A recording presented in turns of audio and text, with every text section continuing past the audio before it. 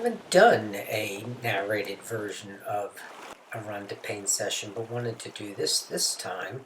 I haven't been going out that often because of the pandemic, and this was a 10 mile, not too far, but just as challenging, to one of my favorite spots in New Mexico, Gold Hill, which still has remnants of gold mines, and got my pack down to the lightest it's been, 18 pounds. But yet, without running as much as I used to, it's still heavy. And it was really rare that I got to get out there where there is no breeze there that day. There was very little. This was just a few days ago. This is looking down into Goose Lake, which you'll see in a second. People from Red River drive there. I don't know if you can see the parking lot in the background, but it's packed. And as you can see right here, up to the summit of Gold Hill, there's no one. There happened to be a few people there that day, but I just explored for a little bit, catching up with like an old friend.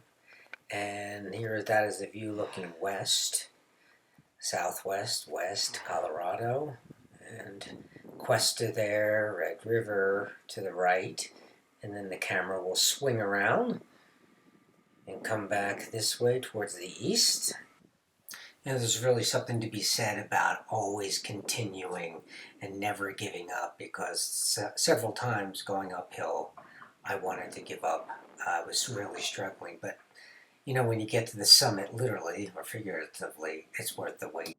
And here's my palette as I got set up quickly here and got to work. I have to tell you, I couldn't see a thing because the sun was so bright, and even with sunglasses and the white palette bouncing off, it was pretty bright. But I did that within 20 minutes. It's about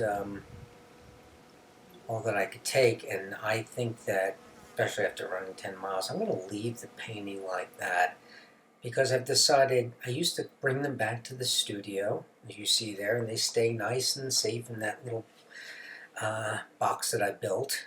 This is some of my favorite terrain. Look at the way it's just sculpted, or if you could take a palette knife and sculpt that. Isn't it gorgeous? But I decided I'm going to leave these paintings the way they are from now on. This is the time I got to do them in, and these with constraints, and I've decided to leave it like that. And as my technique, hello there friend, as my technique gets better and I get faster, there'll be some more color or different colors. And I also think this particular painting, which I'm going to show you in a second, reflects kind of how I'm feeling about the world condition right now, with the catastrophes that we have and the planet literally being on fire and people's rights being stripped away across the planet. So I think this kind of muted colors represents what I'm feeling right there. I'm most hopeful, but at the same time I really like what's happening here. The block in really is only 3 strokes. That's all it took, 3 brush strokes. Some of the others that I put in, of course, are a lot more than 3, but the outline basically in cutting in is 3 strokes. Is all it is, which is a great exercise.